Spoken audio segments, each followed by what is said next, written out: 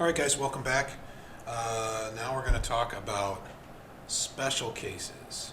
And there's two types, actually technically three. First type is what we see in these first kind of problems. It's called a difference of squares.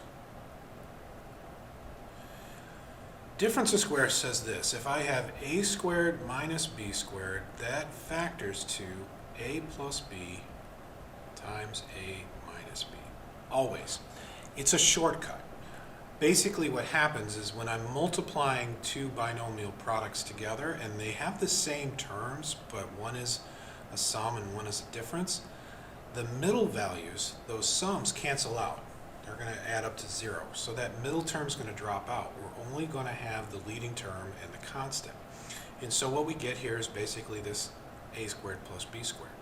So what I want to do, if I have difference of squares, I want to see if I have difference of squares, I guess is what I'm trying to say.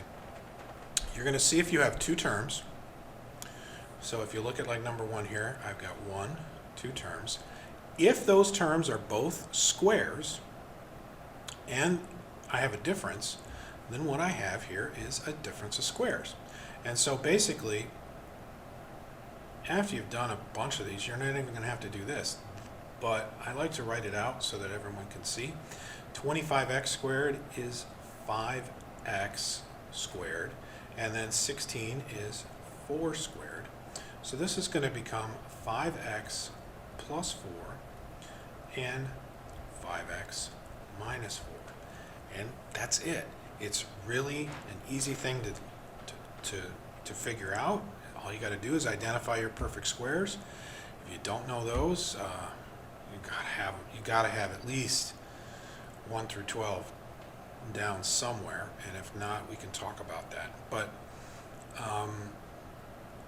you just gotta figure it out. Is this leading term a square? Is this constant a square? Am I subtracting? Obviously, it's a difference. 9's a perfect square of 3x squared, and a 16 again, we already did that, it was 4. So this becomes 3x plus 4 and 3x minus 4. It's that simple. All right. The second type of special case is what we call perfect square trinomials.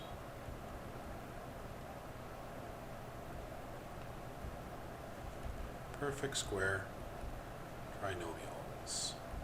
And basically there's two types. If I have a plus b squared, that is going to be a squared plus 2ab plus b squared. The first term's a square, this guy. The last term's a square, the constant's a square. The middle term is twice the product. And then the same goes for a minus b, the only difference being that I'm subtracting that middle term. So it's a squared minus 2ab plus b squared. So here's what you should do if you want to see. I'm going to change my color again. I'm going green. If you want to do this shortcut, look at that first term like we have in number 3, 25n squared. That is a perfect square. It's 5n squared. Look at your last term. Is that a perfect square? Why, yes, it is. It's 2 squared. So I'm going to figure out what is 2 times 5n times 2. So I'm going to take that a and take that b and multiply them by 2. That is 20n. And look at what our middle term is. It works. So what I'm going to do is I'm going to say this is going to be 5n minus 2 squared. It's going to be minus because I'm subtracting that middle term. But if it was plus, that would be plus 2. Again, it's just a shortcut. You could technically do what we did in the previous video and take 25 times 4, that's 100, and look for factors of 100 that add up to negative 20, and you could go through that whole process. What you're going to end up with is two terms that are basically two binomials that are the same. So let's see, factors of 100 that add up to negative 20. Oh, they gotta be close together. 25 and 4 is not gonna work. 5, 20 is not gonna work. Oh, duh, 10 and 10. Yeah, negative 10, negative 10. So I'm gonna have n minus 10, n minus 10, divide by 25. So simplify, I get 2/5 and 2/5. So what I end up with is 5n minus 2, 5n minus 2. So you don't have to use this perfect square trinomial stuff, but it does help. I mean, which one of these was easier to do?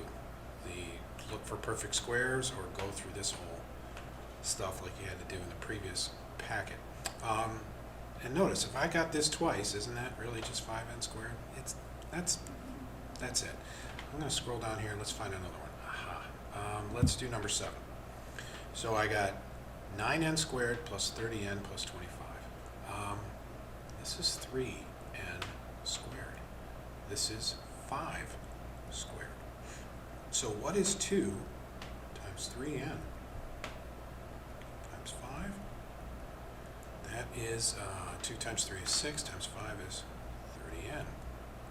That's my middle term. So I'm going to just take my 2 guys.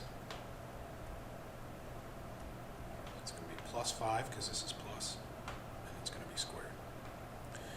So that's basically it. You got difference of squares, you got your perfect square trinomials, and that's special cases. Tomorrow we're going to talk about cubes, and we'll talk about, we'll kind of wrap things up a bit by the end of the week, but this is factoring.